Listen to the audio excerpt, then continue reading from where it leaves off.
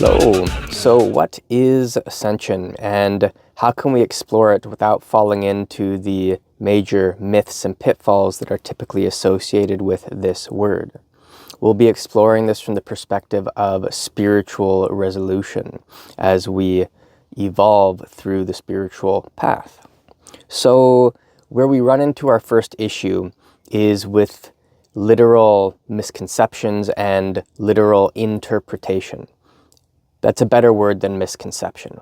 If we look at literal interpretations or how we perceive the meaning of a word from where we're at in the beginning, we need to allow our understanding of the meaning of words to evolve as we progress through the path. And we'll touch in on this more and more as the video goes on. So, if we hear a word and we don't have much experience in the practice, like Ascension, we'll often interpret this as a floating up, a rising above, ascending to higher worlds and realms, and there's always an upward relationship to this. Now, this serves us in the sense that it is a framework, and frameworks are, for most of us, necessary in the beginning. If we do not have a framework, then it's very difficult to practice in an authentic way because we don't know what to do. And in the beginning, we need to have something to do. It's a lot easier to do something than to do nothing, right? The highest practice in virtually every system is literally non-meditation.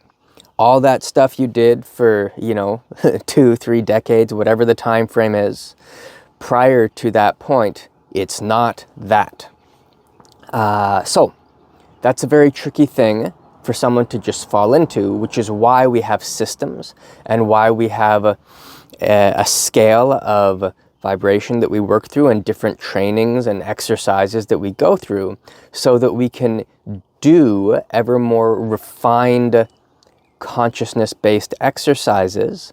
And by that we mean that we are working with more and more refined substrate of phenomena and of energy and of attribute and quality so that we can work our way towards nothing, right? So it's a movement towards nothing, towards emptiness.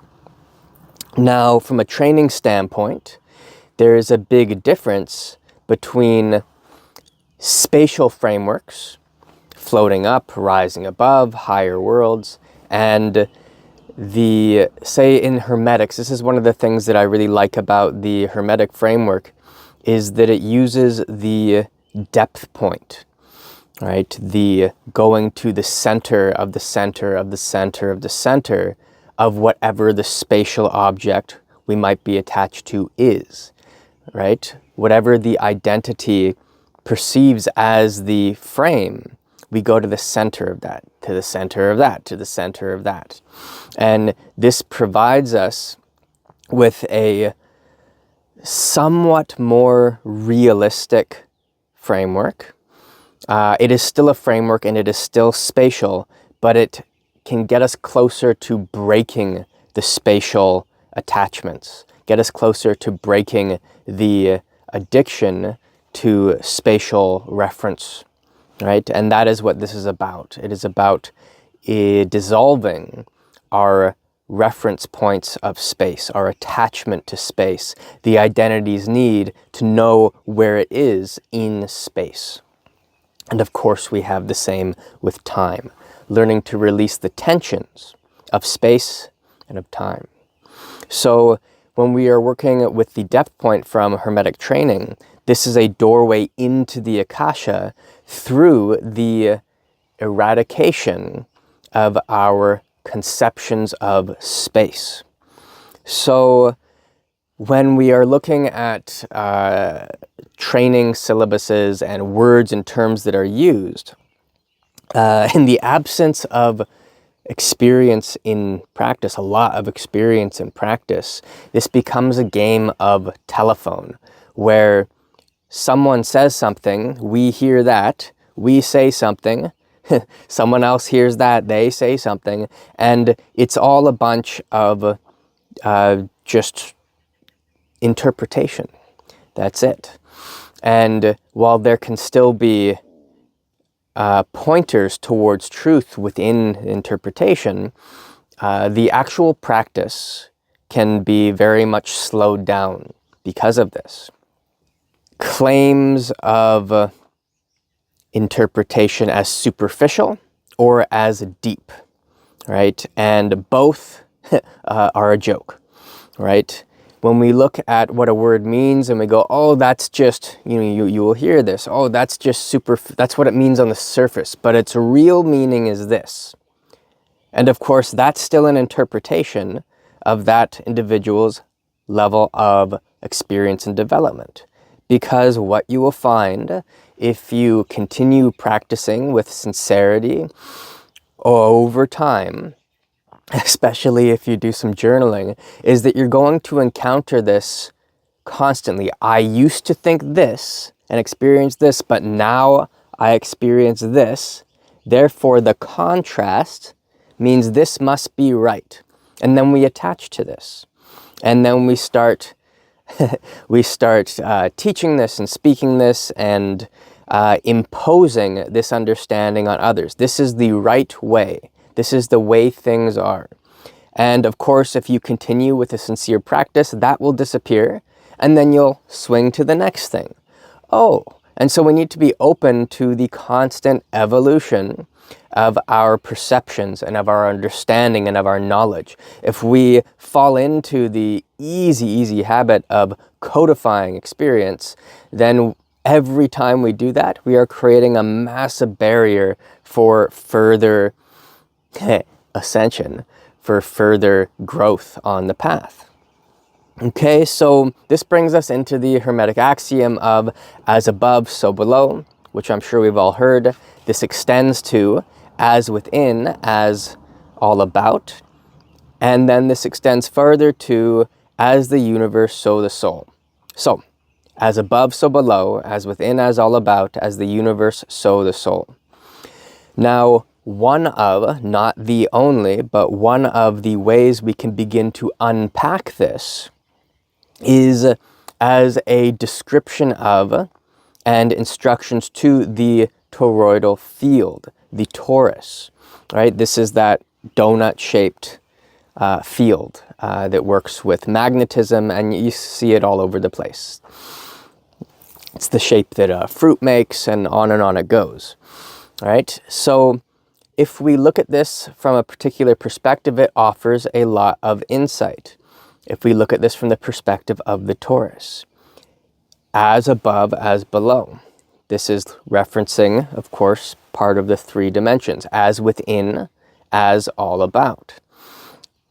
So once again, outside and inside, above and below. We can look at above and below as including left and right, and or left and right, and in front and behind, above and below. That's the three dimensions, right, of space that we're typically working within. Now we're working within those three dimensions of space from a separative perspective. That which is inside and that which is outside. That which is the environment and that which is the reference point for the environment, us, right? And then we break this spatial addiction of identity through as the universe, so the soul. As the infinite, so the soul. So then we become that. This is that breaking or falling through of the torus into the depth point, that doorway to Akasha. So we are touching into the Akashic emptiness and actual presence, which has nothing to do with now, because now is in relationship or something different than the future and the past. And these are, of course, if we're referencing past and future to describe an eternal present, it ain't that. So this axiom, this Hermetic saying, as above, so below, as within, as all about, as the universe, so the soul, right? This allows us for a spread of vibration, of refinement through the vibrational scale, and it allows us to recognize not only the spread of through the vibrational scale, universe and soul, also as within, as all about. So there is a dissolving of the fabrications of space and spatial relationships and reference points. And of course, the dissolving of attaching to interpretations of ascending and descending, of separation on all fronts. So it's a very useful axiom, and this is just, you know, a small portion of how you could interpret this. Okay, so this leads us into personal Akashic consciousness, right, as the soul, right, into universal Akashic consciousness as the universe. Now, I might say personal Akashic consciousness would be closer to what I'd interpret as an aspect of the spirit, soul being something different, but we need to use some type of languaging and parlance to describe different things, right? As long as we are clear about what the words we're saying mean at this moment, and they might mean something else at other moments, depending on how things are being described. This is part of the amorphous ability to be working with ideas and concepts in deep non-conceptual meditation, so that things can just squeeze through and float through, and we don't need to attach to forever meanings. Okay, as long as in the moment of expression that meaning is clear. That's what really is important for the communication as we're working through the path. So, you know, I might use a different word instead of soul as spirit, so the universe, something like that. Okay, for this particular context. Now, we want to understand why a framework is necessary and why spatial referencing might be useful. Directional referencing, spatial referencing, and perception creates necessary, or offers us, we could say, a necessary framework in the beginning. So say in a lot of Daoist-based arts, you have the saying suspended from above. The head rests as if suspended from above, supported from above. Interesting that we get into the resting and supporting conundrum. So we are supported from above in that framework, right? Suspended from above. And this plays into the typical understanding of ascension-based modeling. Now, if we let go of the need for it to be above, right, you can actually find that you are suspended from and supported from, right, resting and supporting everywhere in the entire field simultaneously. This gets into the breaking, once again, of that spatial necessity. But in the beginning, you use this mental framework and these cues to help tap you back into the transmission you received from your teacher of these specific places. So you go through of these specific vibrations and states and relationships to infinity.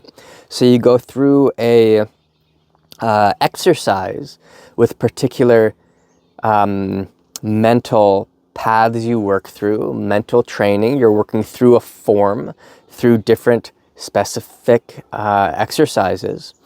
And you go through the ritual, whatever that might be, that takes you to a particular point in the vibrational scale, and then you can practice it.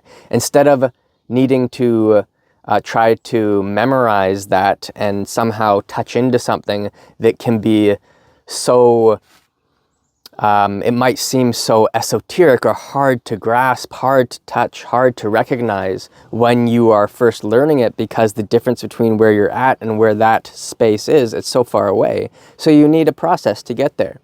Over time, you don't really need that process anymore. You simply are so familiar with that aspect, that particular bandwidth of the vibrational scale, that you just go there and you can invite that into yourself and into the space.